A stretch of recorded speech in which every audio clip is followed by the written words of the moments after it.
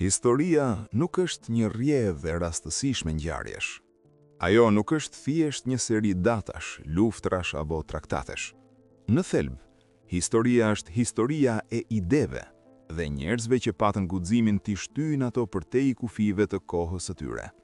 Sepse në çdo epokë ka pasur individ që nuk u përshtaten me botën, por e ndryshuan atë. Njerëz që sfiduan mënyrën si mendohej, si besohej dhe si organizohej shoqëria. Njerëz që nuk lanë pas vetes vetëm një emër, por një ndikim që vazhdon edhe sot. Këta janë 10 njerëzit më ndikues në historinë e njerëzimit. Dhe ndërsa I dëgjon, pyet veten, sa nga mendimet e tua janë vërtet të tuat dhe sa jam trashëgimi e tyre? Numri 10. Isaac Newton, një njeri I heshtur, shpesh I izoluar nga bota, por me një mendje që depërtonte aty ku askush tjetër nuk kishte arritur. Para tij, universi shihej si një mister I madh, I mbushur me forca të padukshme dhe të pakuptueshme. Por Newton e ndryshoi këtë. Ai nuk e pa botën si diçka magjike, Por si një sistem që mund të kuptohej, të matej dhe të parashikohet. Ligjet e lëvizjes, graviteti, optika, nuk ishin vetëm zbulime shkencore, ishin një revolucion në mënyrën si njerëzimi e koncepton realitetin. Sepse nga ai moment u krijua një ide e re, që universi nuk është kaos, por rend.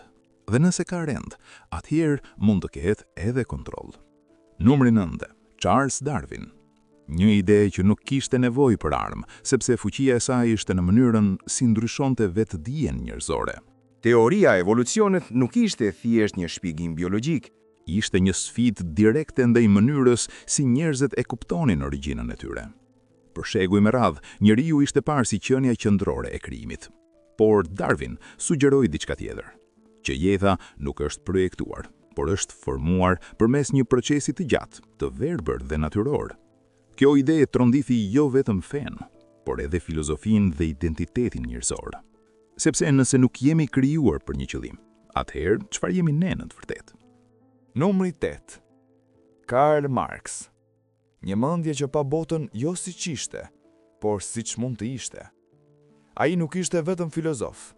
Ai ishte një arkitekt e ideve që do të përhapej në të gjithë globin. Ai e ndau shoqërinë në dy forcat kundërta, ata që zotrojnë dhe ata që punojnë. Dhe sipas tij, historia nuk ishte gjë tjetër veçse një luftë mes këtyre dy klasave. Idetë e tij ndezën në revolucione, rrëzuan sisteme dhe krijuan regjime të reja. Por ndikimi I tij nuk ishte vetëm politik. Ai ndryshoi mënyrën si njerëzit e shohin drejtësinë, pabarazinë dhe pushtetin. Edhe sot shumë nga debatet moderne janë thjesht një vazhdim I pyetjeve që ai ngriti. Numri 7. Napoleon Bonaparte. Një figurë që tregoi se historia mund të përshpejtohet nga ambicia e një individi të vetëm. Ai nuk ishte vetëm një general I madh, ai ishte një strateg që kuptoi se pushteti nuk qëndron vetëm në fushën e betejës, por në strukturat që mbeten pas saj. Kodet ligjore që ai krijoi u bën themel për shumë sisteme moderne. Ai rrëzoi kufi, ndryshoi balanca dhe tregoi se Europa nuk ishte e pandryshueshme. Por mbi të gjitha, ai tregoi një të vërtet të rrezikshme, që një individ me vizion dhe kontroll mund të ndikojë fatin e miliona njerëzve. Numri 6. Julius Caesari. Një moment, një vendim, një lum I kaluar dhe historia ndryshoi përgjithmonë. Kur Cezari kaloi Rubikonin, ai nuk po sfidonte vetëm një rend politik, ai po shkatërronte një ide, idenë e republikës. Dhe në vend të saj, ai hapi rrugën për një sistem ku pushteti përqendrohej në një figurë të vetme. Në ai moment politika nuk ishte më thjesht bashkëpunim, por kontroll. Dhe modeli që ai krijoi në forma të ndryshme është parë përsëri dhe përsëri në histori. Numri 5. Konfuci. Një filozof që nuk kishte ushtri, nuk kishte perandori, por kishte diçka më të fuqishme.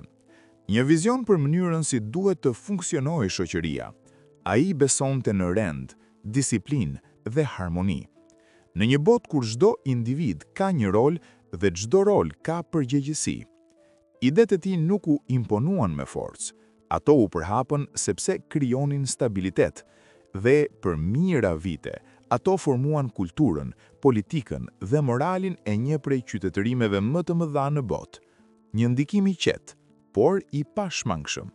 Numri 4. Genghis Khan. Një emër që për disa është simboli i shkatërimit dhe për të tjerë i transformimit. Ai bashkoi fise të shpërndara dhe krijoi një forcë që nuk mund të ndalej. Por ndikimi i tij nuk ishte vetëm në luftë. Ai krijoi rrugë tregtare, lidhi kontinente dhe hapi komunikimin mes kulturave. Në një mënyrë paradoksale, ai shkatroi botën për ta rindërtuar atë, dhe për herë të parë, pjesë të largëta të planetit filluan të lidhen me njëra tjetrën. Numri 3. Aleksandri i Madh. Një figurë që jetoi pak, por la një ndikim që zgjati për shekuj. Ai nuk pushtoi vetëm territore, ai përhapi ide. Kultura greke u përhap nga Mesdheu deri në Azi.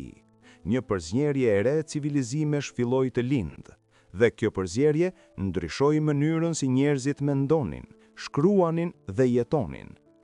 Ai tregoi se pushtimi nuk është vetëm fizik, por edhe kulturor. Dhe ndonjëherë, kultura është më e fortë se çdo ushtri. Numri 2. Profeti Muhammed alayhi selam, paqja e Zotit qoftë mbi të. Një njeri që filloi me një mesazh në një botë të fragmentuar. Por ky mesazh u bë një sistem, një ligj, një mënyrë jetese. Ai nuk ishte vetëm një figurë shpirtërore. Ai ishte një lider që ndërtoi një komunitet, një rend dhe një drejtim. Brenda pak dekadash, ndikimi i tij u përhap në territoret e mëdha dhe vazhdon të ndikojë jetën e miliarda njerëzve sot.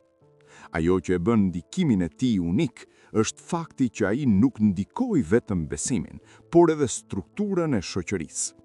Numri 1. Jezu Krishti. Një figurë që nuk kishte pushtet politik, nuk kishte ushtri, nuk kishte pasuri, dhe megjithatë, ndryshoi rrjedhën e historisë njerëzore.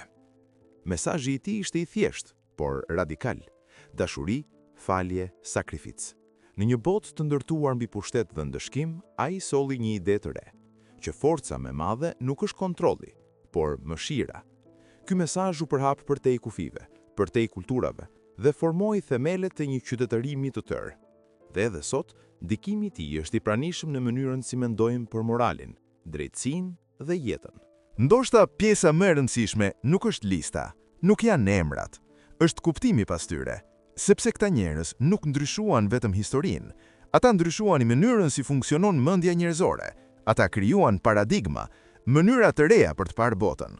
Dhe kur një paradigmë krijohet, ajo nuk zhduket lehtë, ajo bëhet pjesë e realitetit, pjesë e mënyrës si ne mendojmë pa e kuptuar. Dhe kjo na çon në një pyetje të fundit. Një pyetje që ndoshta është më e rëndësishme se gjithë lista. A jemi ne vërtet të lirë në mendimet tona, apo thjesht jemi produkt i ideve që këta njerëz lanë pas?